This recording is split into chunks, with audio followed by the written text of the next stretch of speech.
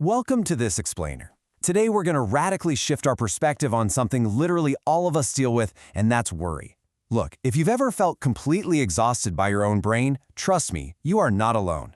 A lot of the time, we treat our anxiety like it's this fixed personality trait, right? Like being a worrier is just baked right into our DNA and there's nothing we can do about it. But the clinical data shows us something totally different.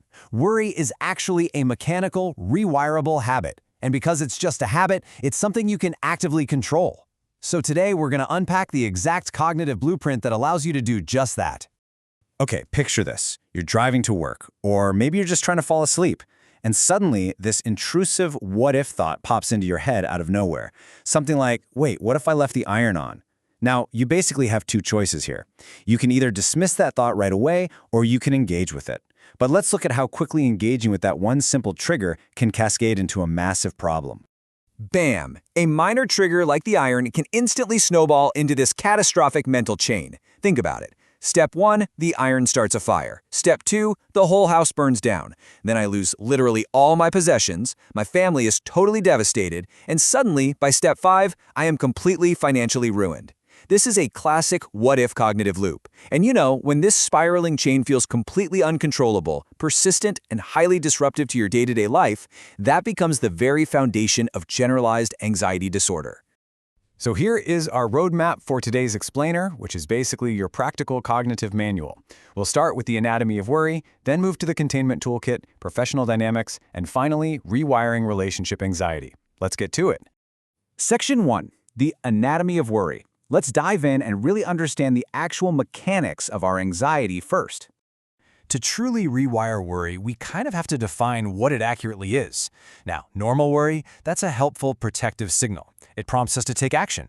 But chronic worry is a whole different beast. It's a repetitive, negative, and verbal cognitive activity that basically keeps you in a constant state of hypervigilance. What your mind is actually doing here is desperately trying to solve problems that haven't even happened yet. It's just a constant internal dialogue about future catastrophes. Clinicians actually divide our concerns into two distinct buckets: real event worries and hypothetical worries. Real event worries are happening right now, in the present, and most importantly, you can control them. You can literally solve them with structured action.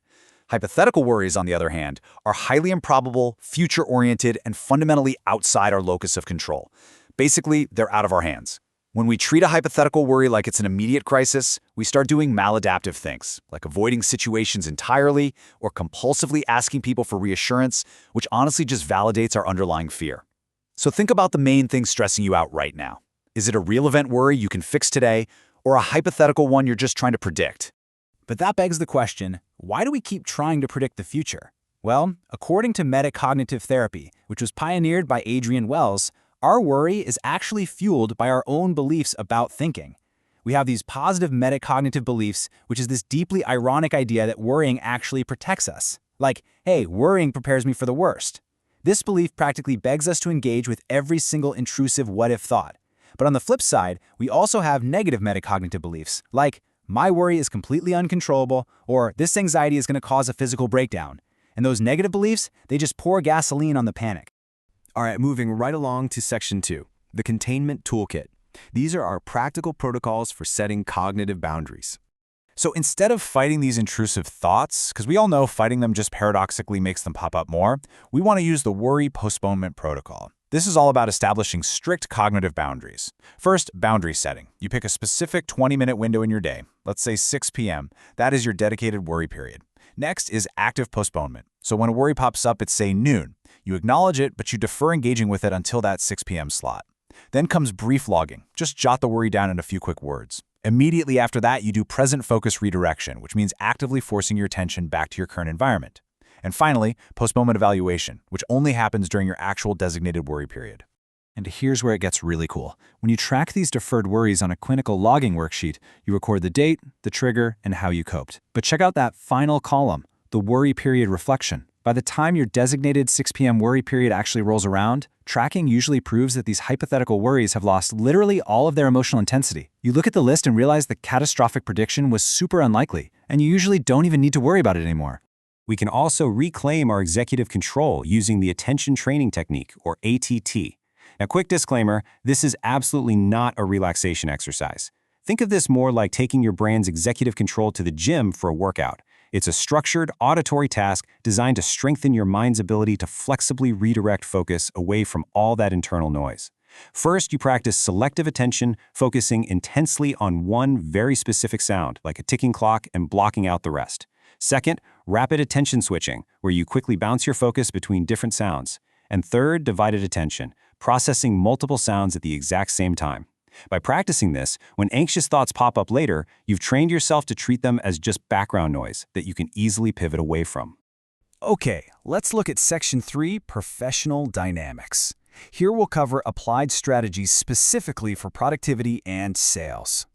In the workplace, worrying about a project failing literally depletes your working memory and directly hurts your performance. So when you're faced with a real controllable problem at work, you've got to bypass the worry entirely. Instead, you systematically execute this objective, 6-step problem-solving matrix. First, objectively define the problem without any emotion. Second, generate solutions by brainstorming and hold off on judging them yet. Third, evaluate those alternatives. Fourth, decide on a plan, get specific on the who, what, and when. Fifth, implement the plan exactly as decided. And finally, step 6, evaluate the outcome. It essentially replaces endless circular worry with a structured mechanism to actually get things done, which gives you your working memory back. Now, for high rejection roles like sales, anxiety often leads to avoidance behaviors, like, procrastinating on making cold calls because you're predicting you're going to fail. In these situations, we can run structured behavioral experiments. You take your catastrophic prediction, something like, the prospect is going to laugh at me, and you build an experiment around it. You commit to making 10 calls and just recording the actual factual outcomes.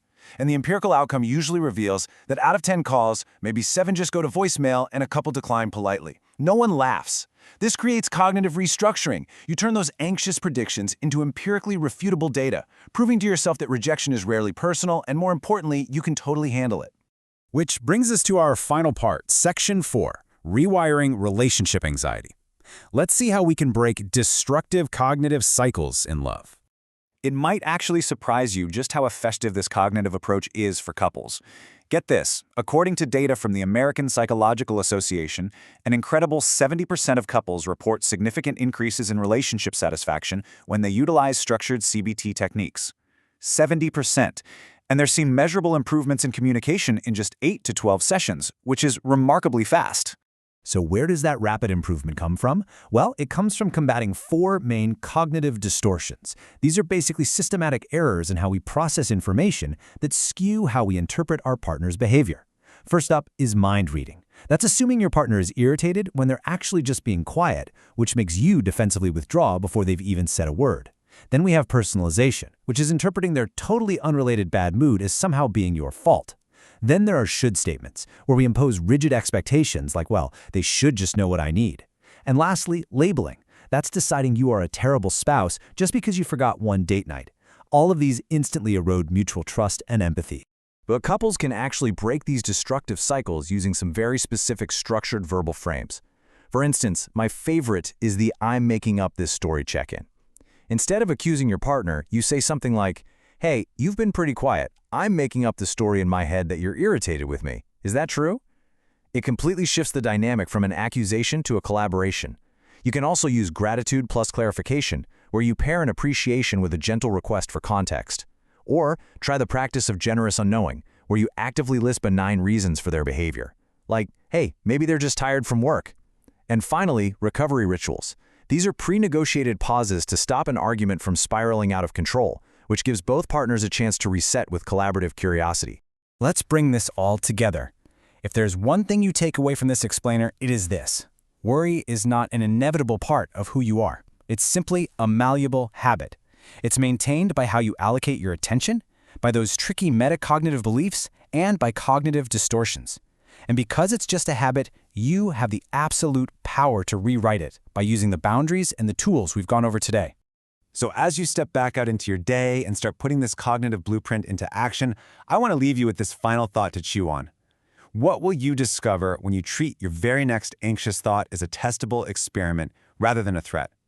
Start testing your assumptions, reclaim your attention, and just see how much your world opens up. Thanks for joining me on this explainer.